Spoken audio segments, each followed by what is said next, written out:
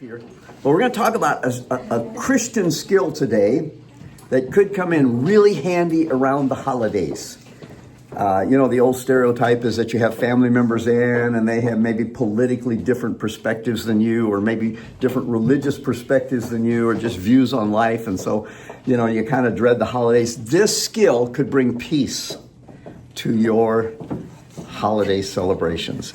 And even if you get along well with your family, it doesn't hurt to have this skill. And it's a biblical skill. In fact, Jesus' brother, one of his brothers, James, the guy who wrote the book of James, said that this is a skill everybody ought to work on and focus on. And so you might kind of begin figuring out what that is, what that skill is. And we're going to talk about that, and I'm going to give you some tips on it. And I think it'll come in really handy for all of us. Actually, not just at Christmas time. It's a good skill to have any time of year. And here's what James said to us. He says, my dear brothers and sisters, take note of this. Everyone should be quick to listen, slow to speak, and slow to anger. Slow to speak, slow to anger. Which I think by nature, naturally, I'll just speak for me, and then you can say amen, not about me if it's about you though, okay? I think by nature, I tend to be quick to judge, quick to get angry when someone disagrees with me, and really slow to listen. Slow to listen, because I already got it figured out. I know what you're thinking. I know what you're going to say. And so I don't need to listen to you, right? That's just kind of, anybody else? Now, you again, don't say that about me. You say that's my problem too. Okay, I think that's kind of our nature. That's the nature. Thinking of us, yeah. But fortunately, God has given us a new nature, and we need to begin operating according to that new nature. And so this is the new nature where we are quick to listen, slow to speak, and slow to get angry. And I want to tell you a little story. It's a story about a mom who, she actually was, I believe she was like a communications coach. She created a little thing called the Ungame to help families. Maybe you've seen it. It was a big hot thing a few years ago. And it's a little game where you buy a bunch of cards, and the cards have little questions on them that provoke deeper questioning and getting to know one another better. And so she was a communications expert type of a thing. And one day she got a diagnosis from her doctor that she was having some vocal cord problems. She had to be quiet for 6 months, I believe it was. We had a musician friend, too, who was that way. He says, all your life you've been singing wrong. You've been using your vocal cords wrong. Was it 6 months, a year he had to be quiet? And I can't even fathom that. It's just like, hang me from a tree, I don't know. But she had to be quiet for 6 months. And one day, she tells this story, one day her son came home from school, probably 8, 9, 10 years old, something like that. And he just comes in and he goes, I hate school. I hate my teacher. I'm never going back to school again. Well, she said, normally I would have said, oh, yes, you are. If I have to drag you there, you're going back to school again. But she couldn't say anything. And so she just sat there. What could I do? Nothing I could do. Pretty soon a little boy came over and he sat down by her and he just said, oh, Mom, today I had to give a report in front of the whole class. And I mispronounced a word. And my teacher corrected me in front of the whole class, and all the kids laughed at me, and I was just so embarrassed. And I just sat there, and she said, again, I couldn't say anything. So all she could do is she just put her arm around him and kind of put his head on her shoulder. And he laid there on her shoulder for a little while, and then 2 or 3 minutes later, he jumped up and goes, oh, I got to go to the park and meet Jimmy. Thanks, Mom. Took off and ran out. What did she do? What happened? The problem was solved. She didn't say a word. That was the best. She didn't say a word. And here's what she said. She said, my silence made it possible for my son to confide in me. Because I wasn't talking, he did. He didn't need my advice. He didn't need my criticism. Ooh, ouch. He was hurt. He just needed someone to listen. Having to remain silent taught me that, and I love it, the listener is the most important person in any conversation. Quick to listen, slow to speak, and slow to be angry. So today, our topic is this: we're going to talk about hearing aids. Here, not that kind of hearing aids. Okay, not that kind of hearing aids. We're going to talk about the power of listening. Just aids to listening. We're going to give you some tips on being a better listener. And then at the end, I'm going to give you a Jedi mind trick for drawing people out. Isn't that pretty cool? You remember it was the first Star Wars that I think was actually the third Star Wars, but it was the first one to be released, that whole crazy thing. And you remember when they were looking for the droids and they came up to the scooter or whatever it was, the Land Cruiser or whatever, and the stormtroopers wanted to see their ID, and Obi-Wan did these aren't the droids you're looking for. These aren't the droids you're looking for. Move along. Move along. Move along. Remember that? Mm-hmm. Okay, some of you say, well, I don't. Anyway, that's the Jedi mind trick, okay? Won't admit it. Well, yeah, don't want to admit you saw that, but because you're Christians, you don't go to movies. But this was I'm gonna give you a Jedi mind trick at the end on how to really draw people out, and it's an amazing thing. So how do we listen better? And I think that the first thing is that, and again, you've probably heard some of these. I understand that Vince Lombardi, when he coached the Green Bay Packers, you're probably familiar with the classic story. Every training season, he started off, the first thing he said, pulled the football, he says, "Men, this is a football." In other words, we're going to go back to the basics. So this is all very basic. If you've read any articles, if you've taken any courses, if you've ever, anything on listening, you've probably heard most of these things. In my management, bachelor's degree in management, and we talked about all kinds of listening skills and communication skills and all those kind of things. And so a lot of this is kind of review, but this is a football. These are the basics, okay?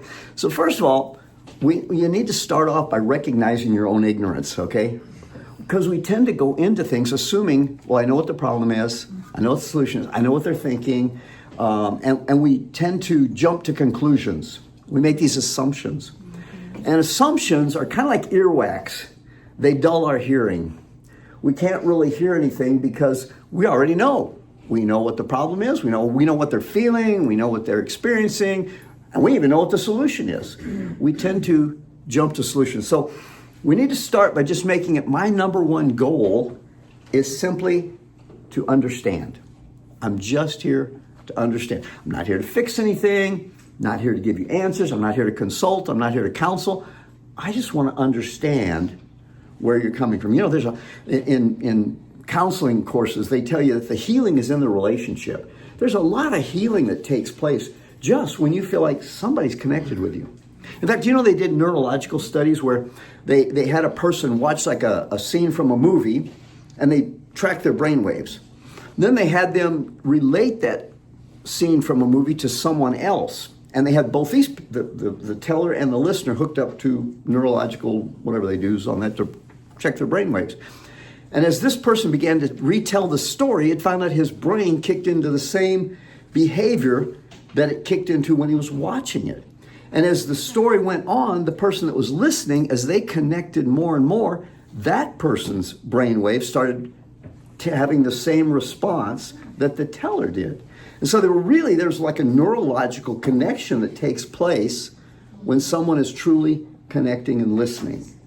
And that's really what we want is that there's a lot of healing in just knowing that somebody kind of understands where you're going. Because a lot of times there's no answers to the question. There's no answers. There's no solutions. Just knowing somebody cares makes a big difference, right? So we just come at it not with an answer, I'm here just to understand. And Proverbs talks about that. It says, one who gives an answer before he hears, it is foolishness and a shame to him. And so the first thing we do is just listen, just hear. One who gives an answer before he hears, that's foolish. But I thought I knew, but I thought I understood. Just understand. And that takes time. It's crazy, though, because people want to be heard. In our culture today, people are desperate to be heard. They really are, because to find someone that will really listen to you and connect on that neurological brainwave, that's so rare. To find somebody that even take time to listen to you is so rare. People are desperate to, but it takes time. Why does it take time? Well, a couple of reasons are, a lot of times they don't know what they're thinking or feeling until they begin to tell you. Have you heard that way? A lot of us process, I begin to understand what I really feel as I begin to tell it. It's all just rattling around in my head, but as I begin to share it with you, then I begin to realize it. And so therefore, if I go, wow, that was really discouraging. And then if you launch up blah, blah, blah, blah, blah, I go, but if I think about it, I go, well, it really wasn't discouraging. It's kind of more, I kind of feel more melancholy about it. Or, I don't really. And so it takes a while for me even to figure out. And if I don't even know how I feel, how are you going to know how I feel? So we just listen. We just listen. Let me process. Let the person you're listening to just process. And don't jump in. Oh, yeah. It takes time. And then the other thing is, it's dangerous to open our heart. I mean, that's at least the way we feel it is. And so many times it takes a while because one, I'm still processing how I feel or what I think about a situation. But then secondly, we all are kind of like turtles. Have you ever seen a turtle and maybe you had one in your backyard and he was in his shell and you were watching his beginning to come out of his shell and you see his head beginning to poke out and look around. And then if you get in his sight, he goes back in, right? And that's kind of how we all are with our heart. We're going to open it up to somebody, but if, oh yeah, I know what you feel like. Yeah, I know. I'm just going to go back in my shell. No, you don't.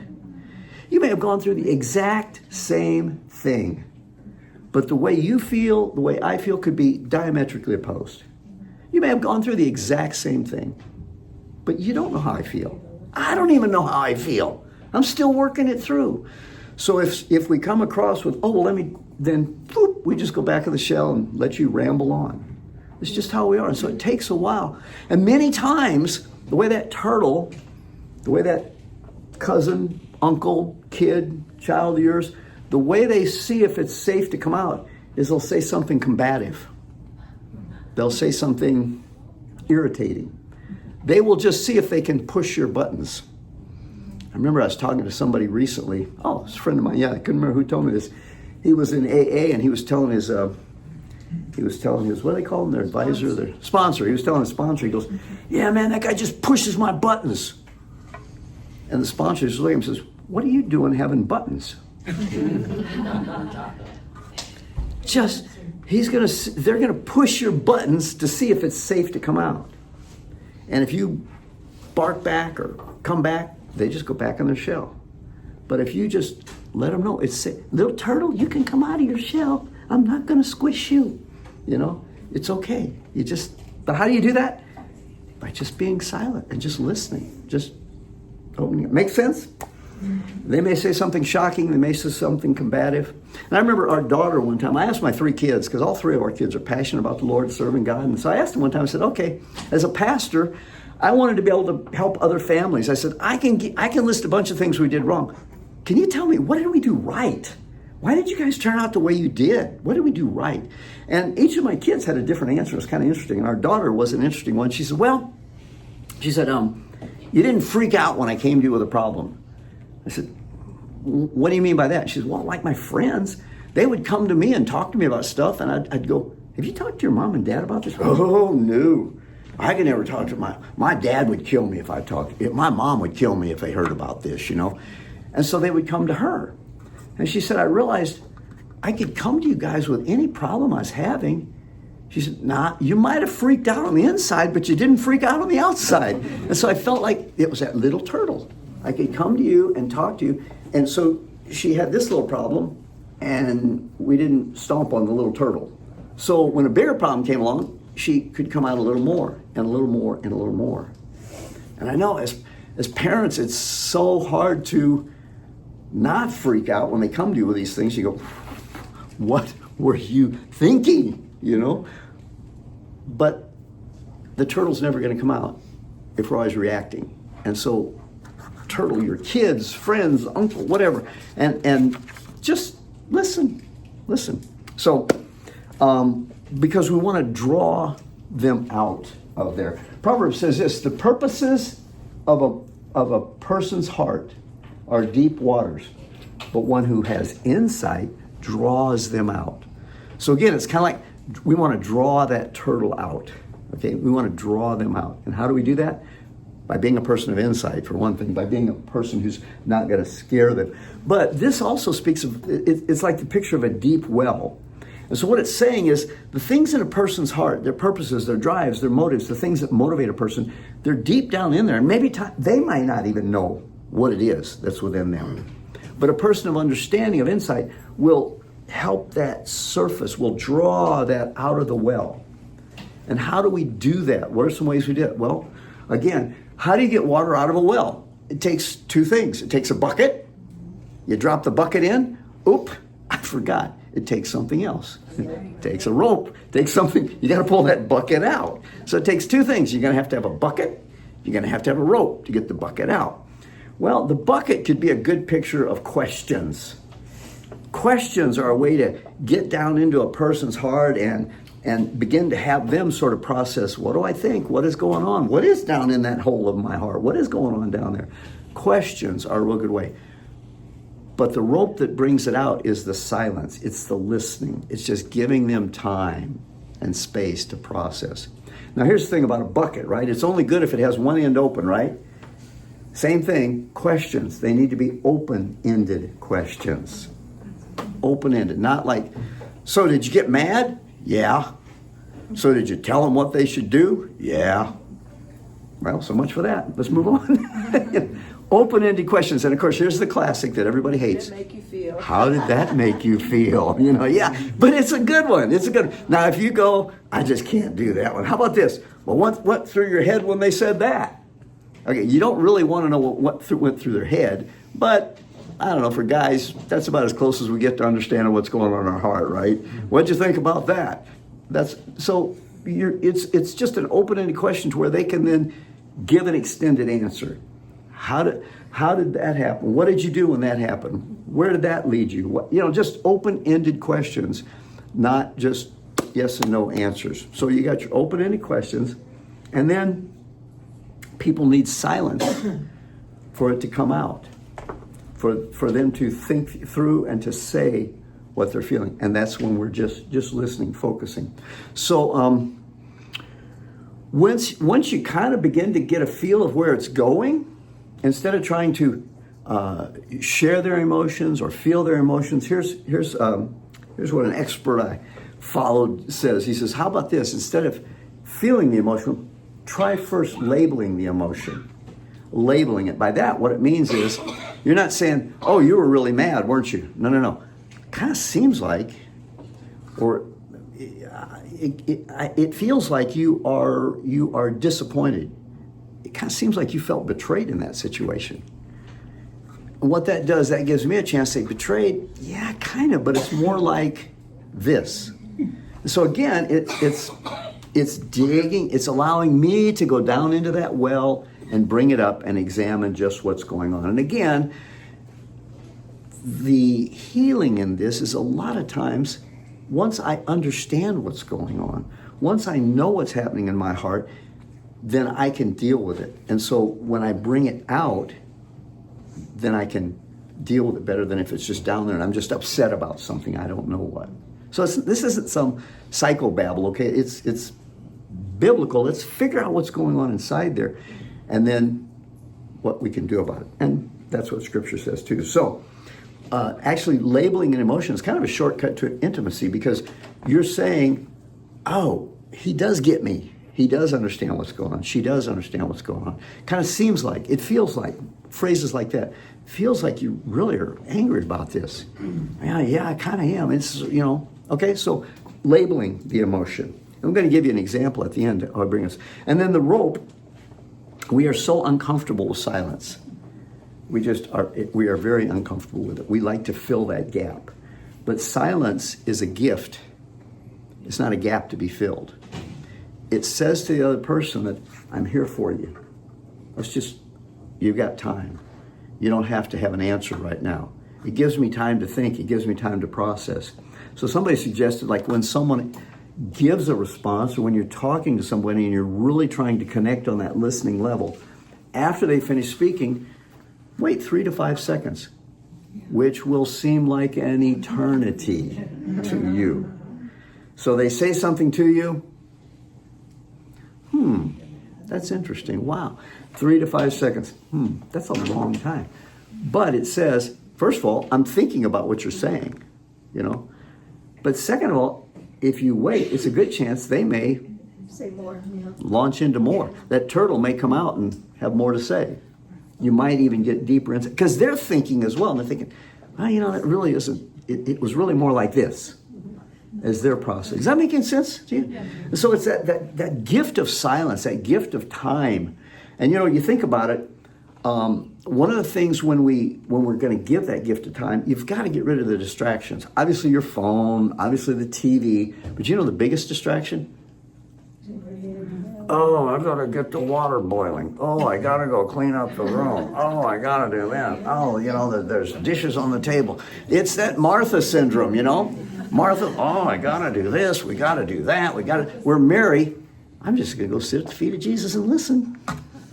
That's the most important thing to do right now. The most important thing to do right now is just to listen to this person, because they are a valuable child of God, or maybe they're a child of the devil that God wants them born into the kingdom, and you're listening to them could really open up and find out what the objections are, because we think we know what the objections are.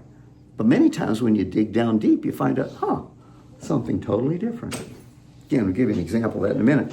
So, you don't talk quickly, just give some time. Hey, guess what? There's a scripture related to that one too. Do you see someone who speaks in haste? Raise your hand if you do.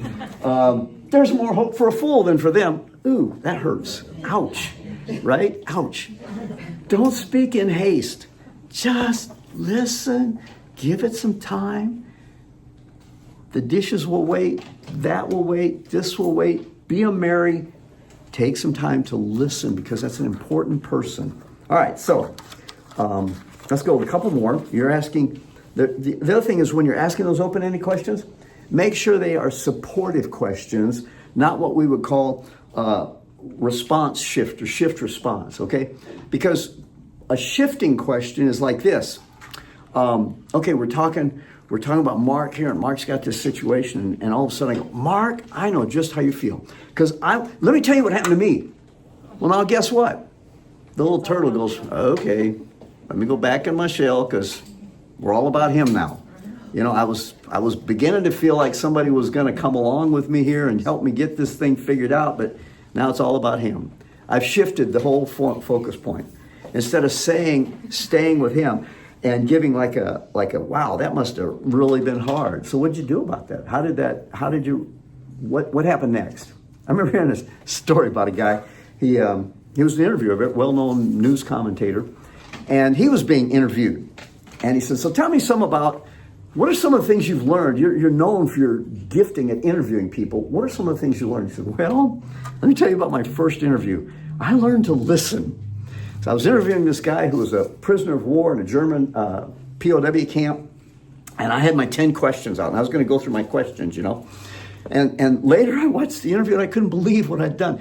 He started talking about, we were trying to escape, and so we were digging one of those tunnels. We really did it. You know how you hear about those things in the movies? We were really digging a tunnel, and we thought we'd measured where we were, and we came up, and we found we were hitting boards. We found out we had tunneled right under the commandant's office. And he said, I wasn't paying attention. I heard him stop, and so I said, so tell me about your family.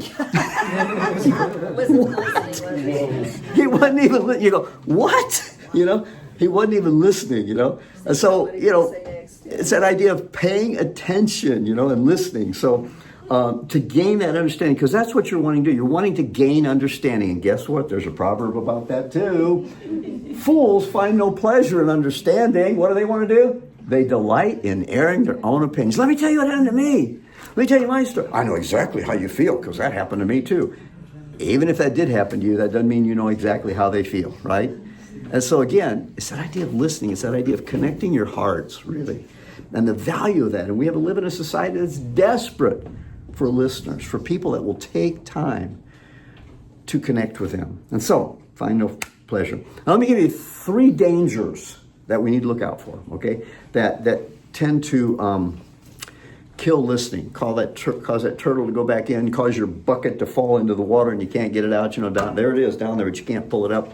The first one is rushing to be a fix-it guy. Okay? I know just what you should do. You know, because I had a similar problem. Or a friend of mine had a similar, I don't know, and guys, we are just geared to fix stuff. I mean, that's it, you know. Ladies, they're pretty good at sharing their emotions and stuff. That's why, you know, women's ministry is easy. Put a bunch of women in a room, give them a bucket of tea, and they're good, man. They're going to connect, and they just... Really, I mean, it's true, right? You guys don't need anything. Guys... It's true. Guys now, on the other hand... The one thing I think guys agree upon is we don't like men's ministry. You know, we all agree. Because they try to run men's ministry like women's ministry. We'll get together with coffee, we're all going to talk about our feelings. I don't want to talk about my feelings. Let's go out and break something, you know. Let's go do something, you know.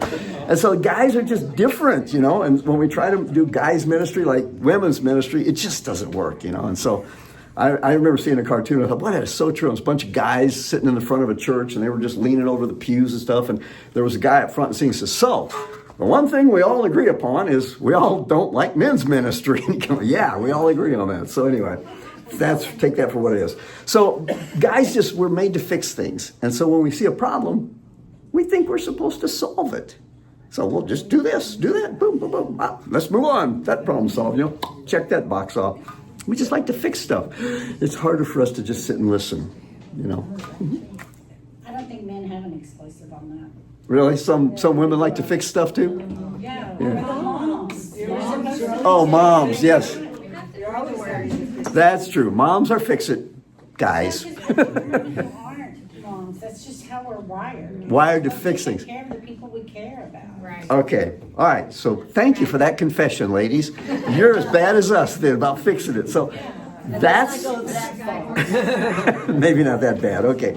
So, but the point is, being a fix-it person, again, it shuts that turtle down because you're not connected emotionally. You're just trying to fix my problem. Like, okay, whatever. If it was that simple, I would have figured it out. You know, basically, that's how it works. So don't rush in. And so here's the thing: is the first thing once you've listened fully, just simply ask, hey, do you need any advice on this, or do you just need presence? I really know what to do. I just kind of needed somebody to be with me in it, you know. I knew what to do. I just needed, so are you interested in advice, or do you just need presence? Most of us just need presence. Just need somebody to connect with me and know that they got my back. I think as we grow in the Lord too, we may not even have to ask that question. I think the Lord will reveal those things to us as we're talking. If we really listen, if we really stay tuned, we can sense those things. Yeah. But it doesn't hurt to ask, you know, rather than just assuming. Maybe women can. Yeah, definitely women. Yeah, probably so. All right. The second one that we have to watch out for, the second thing is that defensiveness. I already mentioned this. Because again, the first thing that little turtle may say when he comes out is very combative, maybe attacking a friend of yours, it might be attacking you, it might be just something to, you know, push your buttons to see if you're going to respond back, or if they can come out a little bit further, or if they're going to get their head stepped on if they get out of their shell, you know. And so you have to avoid being defensive. We can jump in to defend or correct. Well, like mom there, it would have been real easy for mom to correct in that situation. That wasn't really defensiveness, but that same sort of a thing. Well, you shouldn't feel that way. We shouldn't talk that way. You will go to school, you know, that kind of thing. And we can just jump in with that defensiveness. And I've seen that happen many times, you know, parents tell their kids, well, and that's what my daughter was saying with their parents. We shouldn't even think that way. Don't talk about that. You shouldn't think that way. And what's the kid say? He goes, well, I probably shouldn't, but I do, but I'm not going to talk with you about it the next time I have questions about that.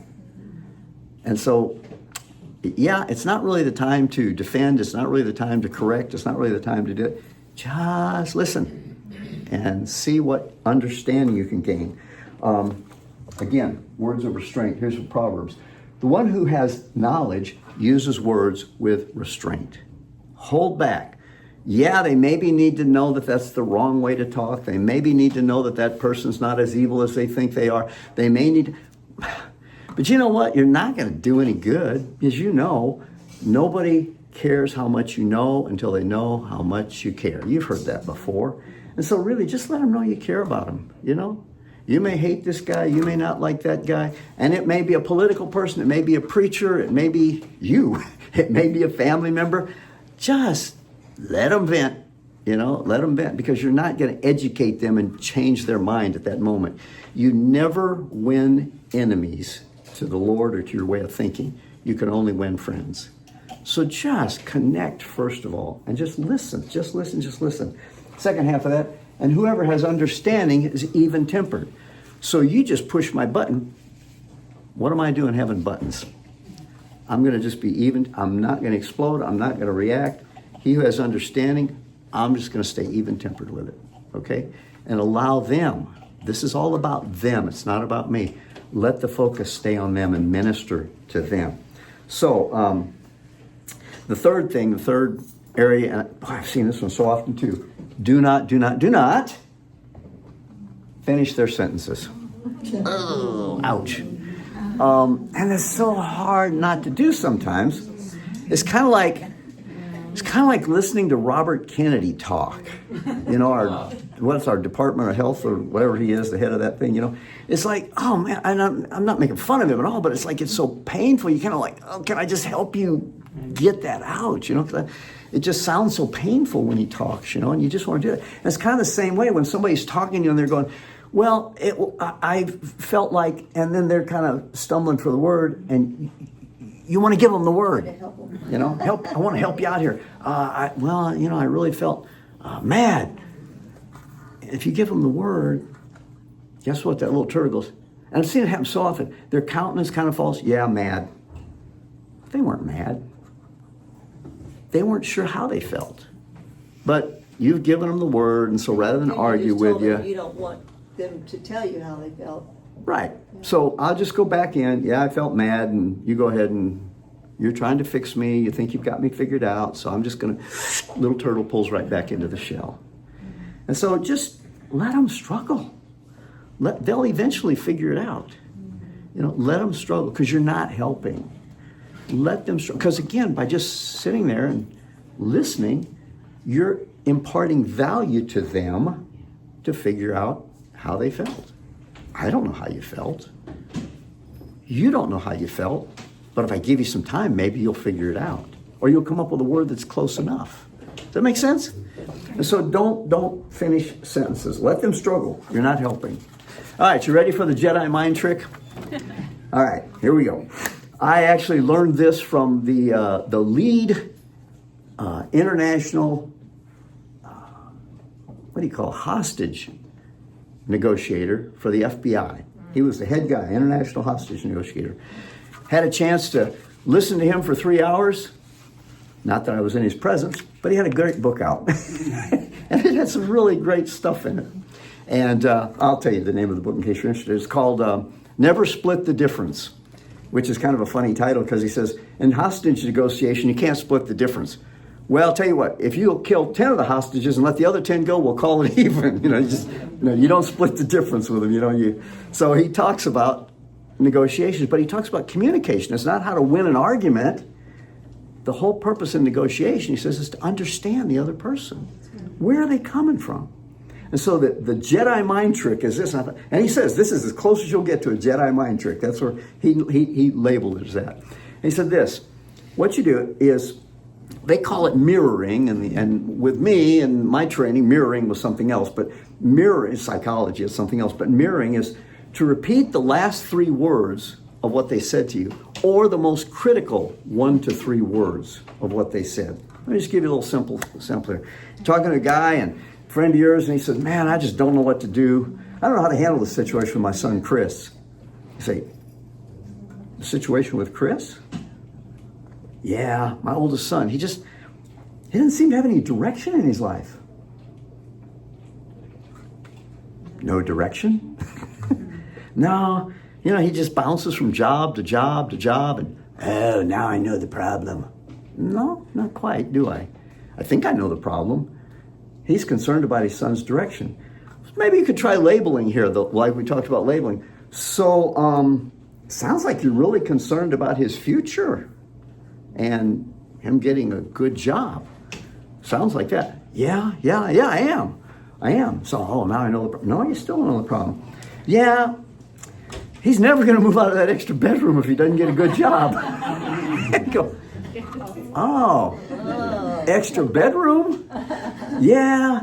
He said, man, I'm just, I need to work out and I can't get in the gym. I can't go during the day. And so I need to turn that extra bedroom into a workout gym. And you see, it's totally different than what we initially thought, wasn't it? He really isn't that concerned about his son. He's concerned about his weight. He's concerned about his health. Oh, well, that must be really difficult. What have you thought about doing? You're opening up. Yeah, you're opening up. You're not giving him answers. You're just allowing this guy to talk. And all of a sudden, you're becoming a person of understanding. And I love this part. All you did was just ask questions. All you did was just, those aren't the droids you're looking for. The situation with Chris, he lacks direction. All you did was just kind of mirror and then try to label what you say. Well, it seems like you're really concerned about your son's future. And all of a sudden, you're just such an insightful friend, right? Well, here's a good passage for that one, too. Even fools are thought wise if they keep silent, and discerning if they hold their tongues. So I just asked you some questions, and now I'm such a discerning friend. I didn't give you any answers. I didn't solve the problem for you, but we have connected at a different level. And that guy knows, man, I'm going to go talk to him because he is so insightful. He's so helpful. All I did was repeat what he was saying to me and say, sounds like you're feeling this way. But it's amazing how it brings connection, and it opens up, and we really can begin to understand what the depth, and he begins to understand what the depth is. Because when he hears that, he might go, man, I'm all worried about, not really worried about my son, I'm worried about me getting fat or whatever, So anyhow, let me give you one other thing. We're gonna close with this, and this would be a great prayer for all of us to pray. You're probably familiar with the story of Solomon. When he became king, young man, and God appears to him. He says, Solomon, this is the weirdest. It's almost one of those Arabian Nights stories, He appears to Solomon and says, Solomon, what can I do for you? Just ask me for anything. And you're probably familiar with what Solomon asks for. We typically summarize it. He asks for wisdom to rule the people. Really, what it says is, 1 Kings 3:9, the request to Solomon was, I think I've got it up here. Look at here. Yeah, give me a heart that listens, a heart that hears. Now, many of the translations say, give me a heart of understanding. That word, that Hebrew word understanding, is used in the Old Testament about 1,300 times, 1,200 times. 900 of those times it has to do with hearing or hearkening. It's translated as hearing. When Adam heard God walking in the garden, it's that word. When he said, I heard you in the garden, and it's that word. And so that hearing, it has to do with hearing. And so what he was really saying is, give me a heart that hears. Give me a heart that listens, because that is an understanding heart. The key to understanding is listening. Turning up your hearing aid, quick to listen, slow to speak, and slow to get angry.